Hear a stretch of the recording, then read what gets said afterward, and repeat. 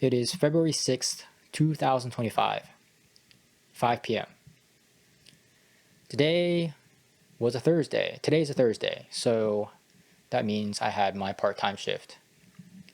I'm currently working as a part-time baker at a local cafe in my town. Today was kind of depressing.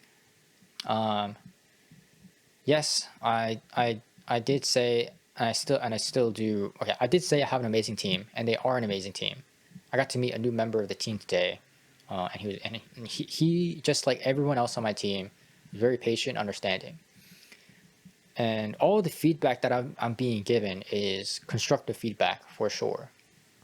It's not like it's degrading. I'm not taking it personally, and none of it's even personal anyways. It's all about how I can do my job so that it'll go smoothly when I'm in charge of opening the shop, baking the pastries, and before the day starts, because if they're not, they're just because regardless, when I'm on my own, handling orders and cooking entrees and baking pastries and making drinks as a barista, I'm going to be up against I'm not up against the customers, but that's essentially the real challenge, right? And so in a way, I feel like they're kind of preparing me for that, making sure that I can keep up with the pace. So maybe what this really is telling me is that I don't enjoy a fast-paced working environment because I like taking things at my own pace, but clearly I need to pick up the pace. At least that's what it felt like over and over again today. Was like I'm too slow moving my hands, and I know I can move faster, but I don't want to. I don't want to move faster because I feel like it's just going to make me panic more. Whereas instead, if I take it at my own pace, I can really lock in better. And that's why I think maybe this just isn't for me, right? I already said on day one that I don't think I want to stay in the food service industry anyways.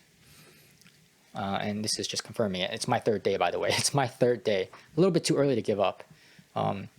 After work, I got the keys to the shop, so I think next time I really will be opening it myself. I think someone else will still be there with me at 6 a.m. in the morning, but before that, actually after that, I think I will be the only one there that's at 6 until around 8 a.m. in the morning. So I have to open the shop. I have to get the custard tarts into the oven by 6:15. Then trade it. And once those are finished, then I can reduce the heat and put in the biscuits. And then at 6:45 a.m., I gotta brew the drip coffee, and the half and half pitcher. I gotta put the half and half pitcher in, or basically cream for the coffee, and put that on the table, etc., etc. Right? I have to do this all by myself, and then once the store opens at 7, the store opens at 8, and the barista will arrive like an hour 30 minutes later. So it's just going to be me. It's my show. That's what my boss told me. So, yeah, eventually I'm going to be on my own. Yeah. So what am I thinking? Well, so after I got my keys, I decided to go to the library again because on Thursdays, the library is open. On Sundays, it is not. But at least on Thursdays, I can go to the library after work. And it's become somewhat of a haven for me because I feel like I might find my answers there. And there's a recent book that I've been reading called Crying in H Mart, written by Michelle Zauner. I believe that's how you say her name. It's a fairly popular book, and I found a lot of things that I could relate to. Previously, I was reading We Were Dreamers written by Simu Liu, or who you might better know as Shang-Chi from the Marvel Universe. So I'm trying to read multiple biographies, different types of biographies, trying to get different perspectives. But these two books in particular had very similar themes when it came to views on family and Asian parenting, and also like choosing a path that's not the typical career path for, I guess, like the stereotypical Asian, which is like graduate college and get a white collar office job, because neither of them did that. Neither Michelle or Simu really went that route. Simu Liu, I'm saying his name right? Simu? I'm so sorry if I'm butchering your name. But yeah, basically Simu didn't, he got a corporate job for like 6 months at Deloitte, and this is written in the fine print. But then I think he got laid off. And then Michelle, I mean, I did go to college, I believe, for creative writing or something, or liberal arts at Bryn Mawr. It wasn't like a STEM major or anything like that though. And 4 years after college, she didn't do anything with her degree, but it was instead in a rock band. But yes, once again, I'm just yapping about books. So, how does this tie into everything? Yeah, so like I'm looking for answers, and so in those books, and so when now all of a sudden the library becomes a safe haven because it feels like I might find something that'll get me out of this current situation that I'm in.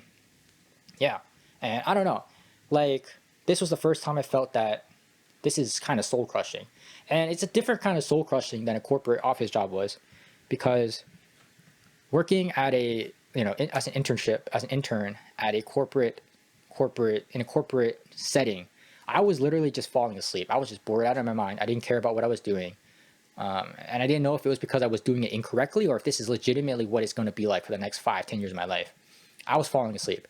Here, I'm not falling asleep, but it's just, I don't know. It feels like I'm being forced to be someone that I'm not, and that's like working at a different pace about something that I care. It's not that I care more about it. It's just not as, it's just hands on. So I'm not as bored as like when I was doing computer science stuff. But yeah, yeah, no, I was feeling broken when I was at the library today. I decided to read a chapter of Crying in H Mart, and it's been fantastic and fun and very emotional and really interesting because it makes me think about my family. But after doing that, then I decided to head home. Oh yeah, today I actually got to my workplace using public transit. Usually I would have biked, but instead it was freezing rain. It was sleet. The weather was sleet and freezing rain, and I felt that because it was raining, which is fine. And the winds weren't that bad, so it wasn't that bad. But for sure, the floor was slippery, and so for sure it was freezing rain. Thank God I didn't trip. But yeah, and then when I got home, it wasn't that bad. It wasn't even that slippery in some areas. But basically, I took public transit home. And then yeah, now I'm here. So I just felt like I wanted to get my thoughts down. I guess this is the best time to do it before my thoughts run away, before anything changes. I don't know what's next, but I want to figure it out quickly. And I feel like this is a form of documentation, or a form of documenting my life that I feel, I don't want to say comfortable, but I feel like I can make something with this, and I'm getting better at doing it. So then next is, after knowing how to document my life, it's what to document about. So I don't know what moves I'm going to pull, but I just wanted to record my feelings right here and right now before I forget them, and we'll see where we go from here.